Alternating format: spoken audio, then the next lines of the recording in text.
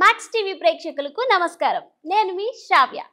ప్రస్తుతం మనతో పాటు ఉన్నారు కాళీమాత ఉపాసకురాలు డాక్టర్ సింధు మాతాజీ. మరి అమ్మగారితో మాట్లాడి మరికొన్ని విషయాలు తెలుసుకుందాం. నమస్కారం అమ్మా. నమస్తే అమ్మా. ఎలా ఉన్నారమ్మా? బాగున్నాను అమ్మ. చాలా వరకు అందరికీ ఇంట్లో ప్రాబ్లమ్స్ ఉంటాయి. ఆ ప్రాబ్లమ్స్ తీరడానికి ప్రతి ఒక్కరు గుడికి వెళ్తారు, పూజలు చేస్తారు. కానీ ఎంత చేసినా సరే మాకేం లాభం లేదు, మా ఇంట్లో సిచ్యువేషన్ అలా ఉంది అని చాలామంది బాధపడతారు. అలా ఎందుకమ్మా? నిజంగానే దేవుడు మన మొర ఆలకిస్తాడంటారా? దేవుడు ఎప్పుడు మన మొర ఆలకిస్తాడు. కానీ చాలామంది 90% పీపుల్ దేవుడికి వెళ్ళినప్పుడు దేవుడితో బిజినెస్ చేస్తారనమాట.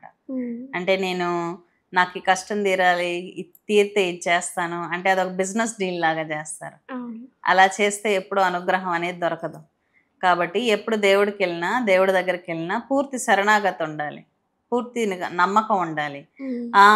వెళ్తే జరుగుతుందో లేదో ఇటువంటి ఆలోచనలు ఉంటే ఖచ్చితంగా జరగదు. అన్నీ దేవుడికి వదిలేయాలన్నమాట.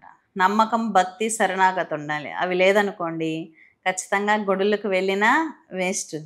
దేవుడిని టెస్ట్ చేయాలని గుడికి వెళ్తూ ఉంటారు. అవునా, ఈ పని అయితే నీ గుడికి వస్తాను అని అంటే ఇతను గుడికి రావడం కోసం దేవుడు ఎదురుచుకుంటా కదా. ఇటువంటి ఆలోచనలు ఉంటాయి. కాబట్టి 50% సక్సెస్ అవ్వవు. వీళ్ళు భక్తి, నమ్మకం, శరణాగతి లేకుండా గుడికి వెళ్ళటం వల్ల, చేసే పూజల వల్ల ఎటువంటి రిజల్ట్ ఉండదు. ఓకేనా? సెకండ్ థింగ్ ఏంటంటే, ఇంట్లో పూజలు చేసే ఆడవాళ్ళు ఎంతసేపు భర్తని హింసించినా, పిల్లల పట్ల తన బాధ్యతలు నిర్వర్తించకపోయినా, తనకి చెడు ఆలోచనలున్న అరిషడ్ వర్గాలు అంటారు. కామం, క్రోధం, మోహం, లోభం, మదమాశ్చర్యాలు అని. అంటే ఏంటి? పక్కింటోడు బాగుపడకూడదు, ఎదురింటోళ్ళు బాగుపడకూడదు, మనమే బాగుండాలి, ఇంటికి ఆడపిల్ల వస్తే అన్నం పెట్టకూడదు, అత్తగారిని చూడకూడదు. ఇటువంటి ఆలోచనలు ఉండే ఆడవాళ్ళకి ఎప్పుడు పనులవ్వవు, 100% పనులవ్వవు. ఆమె యొక్క మనసు పవిత్రంగా ఉండి ఆలోచనలు పవిత్రంగా ఉంటే మాత్రమే చేసే పూజలో రిజల్ట్ ఉంటుంది. అది ఇంట్లో భర్తలు ఉంటారు, పూజలు చేస్తారు. వాళ్ళు కూడా వాళ్ళేంటి, భార్య అంటే బానిసలాగా చూస్తూ ఉంటారు అన్నమాట. ఇంకా పిల్లల మీద కేర్ ఉండదు, వేరే వేరే అక్రమ సంబంధాలన్నీ ఉంటాయి. అటువంటి వ్యక్తులకి పనులు అవ్వవు. మల్టిపుల్ బాడీ కాంట్రాక్ట్స్కి ఈ మధ్య పబ్లిక్ అలవాటు పడిపోయారు. ఎన్ని పూజలు చేసినా ఈ మల్టిపుల్ బాడీ కాంట్రాక్ట్స్ వల్ల ఏమవుతుందంటే వాళ్ళకి రిజల్ట్ ఉండదు. ఇప్పుడు పూజ చేశారనుకోండి పవిత్రంగా ఉంటారు. అదే ఈ వేరే వేరే వ్యవహారాల వల్ల ఏమవుతుందంటే ఒంట్లో శక్తి వెళ్ళిపోతుంది, వాళ్ళ నెగిటివ్ వీళ్ళకి వచ్చేస్తుంది, వీళ్ళ పాజిటివ్ వాళ్ళకి వెళ్ళిపోతుంది. ఇంకా పూజలు చేసే ఏం లాభం? పూజలు చేసే ఏం రిజల్ట్ ఉండదు కదా. కాబట్టి మనసు, శరీరం ఎప్పుడైతే పవిత్రంగా ఉంటుందో, అందుకే అయ్యప్ప స్వామి దీక్షలు అంటారు. ఈ దీక్షలు వీటి వల్ల ఖచ్చితంగా రిజల్ట్ ఉంటుంది, కరెక్ట్గా పర్ఫెక్ట్గా చేస్తారు. లేదంటే ఏకపత్ని వ్రతం ఉండాలి. అటువంటి అలా ఉండి మనసు, శరీరం పవిత్రంగా ఉంటే వెంటనే రిజల్ట్స్ ఉంటాయి. దేవుడి మీద నమ్మకం ఉన్నప్పుడు. చాలా మంది పూజలు చేసుకుంటే పురోహితులకు డబ్బులు ఇవ్వడానికి ఆలోచిస్తారనమాట. వచ్చి చేశాడు 10 నిమిషాలు డబ్బులు ఇవ్వటం అవసరమా అన్నట్టు చేస్తూ ఉంటారు. ఖచ్చితంగా యజ్ఞం చేసిన పురోహితుడు కానీ, పూజలు చేయించిన వ్యక్తుల మీద ఫస్ట్ ఉండాల్సింది గౌరవం, రెస్పెక్ట్ ఇవ్వాలి, భక్తి ఉండాలి, వాళ్ళ విద్య పట్ల మనకు అంటూ గౌరవం అనేది ఇవ్వాలన్నమాట. ఏదో వచ్చారులే, చేశారులే, వెళ్ళిపోయారులే. చాలామంది సరైన దక్షిణలు ఇవ్వరు. ఒక 5,000 చెప్పారనుకోండి, 4,000 ఇచ్చి పంపిస్తారు.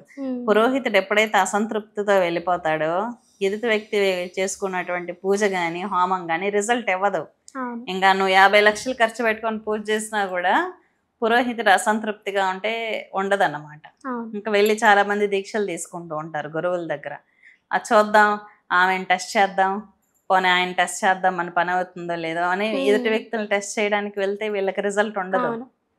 పూర్తిగా భక్తి, నమ్మకం, శరణాగతి అనేది ఉంటేనే గురువు పట్ల మంత్రం అనేది పనిచేస్తుంది. ఇప్పుడు శివుడు శాపం ఇచ్చాడు అనుకోండి, శివుడు శాపం ఇచ్చినా గురువు కాపాడగలడు.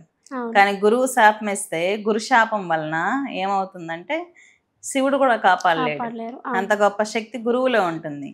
కాబట్టి నమ్మకం, భక్తి, శరణాగతి అనేది ఎక్కడ ఉండదో అక్కడ రిజల్ట్ ఉండదు. ఎంతసేపు ఎర్షెడ్ వర్గాలతో కొట్టుకునే వాళ్ళు ఉంటారు. అంటే బయట వాళ్ళు బాగుపడకూడదు, మనమే బాగుండాలి, మా ఇంటికి ఎవరు రాకూడదు, భార్య ఏమో భర్త తరపున రాకూడదు అనుకుంటుంది, భర్త భార్య తరపున వాళ్ళు ఎవరు రాకూడదు అంటారు. ఇంటికి భిక్షగాళ్ళు వస్తే భోజనం బెటర్. ఇటువంటి వ్యక్తులు, ఇటువంటి ఆలోచనలు ఉన్న వాళ్ళకి ఎప్పటికీ రిజల్ట్ అనేదే ఉండదు.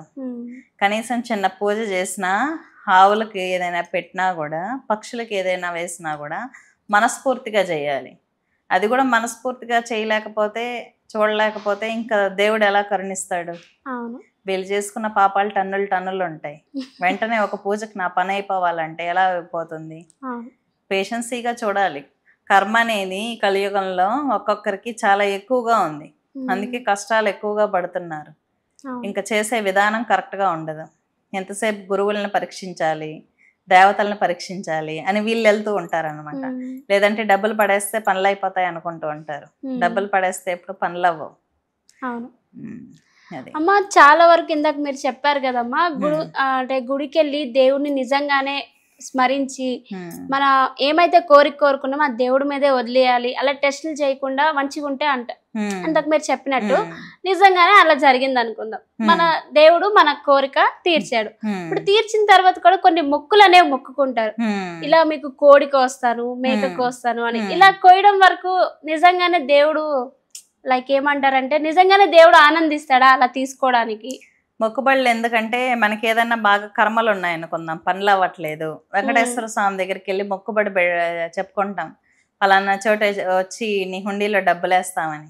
అప్పుడు ఏమవుతుందంటే ఇతని కర్మ అనేది పక్కకు పెట్టి ఆ పనులు అవుతాయి అన్నమాట. ఖచ్చితంగా వెంకటేశ్వర స్వామి గుళ్ళో మొక్కుకుంటే పని అవుతుంది. వెళ్ళి కర్మ పక్కన పెట్టి ఇతని పని అయ్యాక వచ్చి ఫస్ట్ ఈ మొక్కుబడి తీర్చేయాలి. ఇతని మొక్కుబడి తీర్చలేదనుకోండి, ఇతని కర్మే ఇతన్ని కొడుతుంది. ఇతని కర్మ ఇతను కొట్టడం వల్ల మళ్ళీ దిగజారిపోతూ ఉంటాడు.